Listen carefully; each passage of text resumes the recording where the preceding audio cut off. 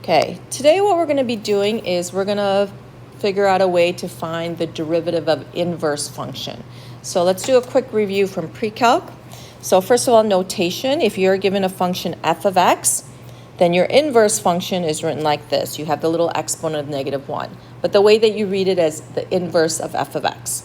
One of the things that you should remember from pre-calc is for a function that's inverse, your x and your y coordinates get flipped. So your domain and your ranges are all flipped to create your inverse function. And one of the other things that you should remember is, with an inverse function, it's the inverse operation. So if you're adding something, your inverse operation is to subtract it. So you end up undoing the operation. So one of the identities of a function that's inverse is, let's also call g of x the inverse. So let's say that the inverse is the same as g of x. So we don't have to write that -1 every time. If you compose a function that's inverse, so if you do g of f of x, the inverse and the original undoes all the operations. So when you compose it, you're just left with whatever that input was, which in this case is x. Same way, if you do f of g of x, if you compose the function with the inverse, same thing. They undo each other's operations, so you're just left with x. So these are two identities of inverse functions. So the way we're going to find the rule for the derivative of inverse is we're going to use this identity. Okay, and let's say that I want to find the derivative of g of x, which is that inverse function. So using the chain rule, I'm going to take the derivative of both sides, right? This is just an equation. Anything I do to one side, I can do to the other side. So this is a composite function, so I'm going to use the chain rule. So we have the derivative of the outside, inside stays the same, times the derivative of the inside, equals the derivative of x on the right side is just 1. So I've taken the derivative of this equation, which is a true identity for an inverse function. I'm trying to find the derivative of g of x, so I want to solve for g prime.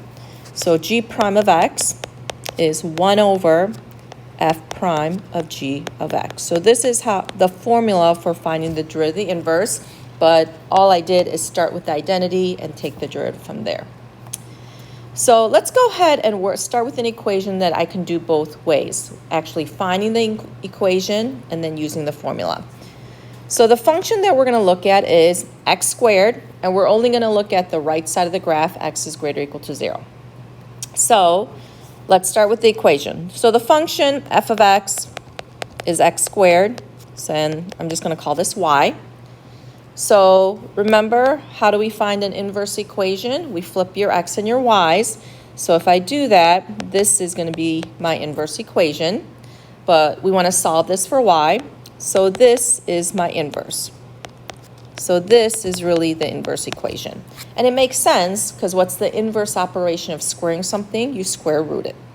So this is my inverse, and this is, just to make notation simpler, I'm going to also call this g prime, if g is your inverse. Okay, so the question is, let's find the derivative of the inverse at x equals 4. Well, I can find this inverse. I'm sorry, this is not g prime yet. This is just g of x for right now. This is just g of x. So the derivative, though, is bring down the 1/2, reduce the power by 1. If I clean this up now, I get to here. And let's plug in the 4. So if I plug in 4 for x, I end up with 1/4 for my derivative. So this is one way you could do it. You could actually find the inverse equation, take that derivative, and then go from there. Let's use the formula that we came up with above. This is your formula. So same thing. I want to figure out what happens at 4. So let's go ahead and plug in the 4 for x to start. So notice what I need is g of 4. So I need to figure out what this number is on g, right? If the x coordinate on g is 4, I need to figure out what that y value is to find g of 4. But remember, g and f are inverses. So if 4 is the x value on g, then I know 4 is the y value on the original function f. So then this is the same value. So the idea is I actually only need to know this. So we know that f of x is x squared.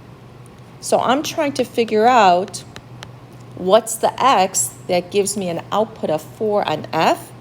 That would give me an x value of 2. But if I know this is 2, then I know this is also 2. So the idea is I actually do not need the equation. I just need to figure out that point. So g of 4 we figured out is 2. And then f prime is, I can take the derivative pretty easily. And f prime of 2 would be 4. So I get 1/4 exactly the same way here. Okay. Now this method right now may seem a little bit more tedious, and you could do it both ways, but you could only do it this way if you could actually find the inverse equation.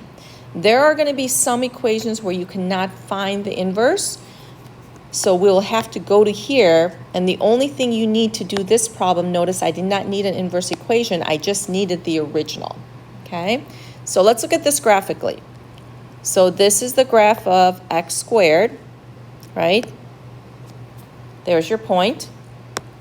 And then here's my inverse equation, square root of x. So what we were trying to figure out here was the slope at that point, which is 1/4, which we just found. Okay? So going forward, we're going to use this formula to find the derivative of the inverse.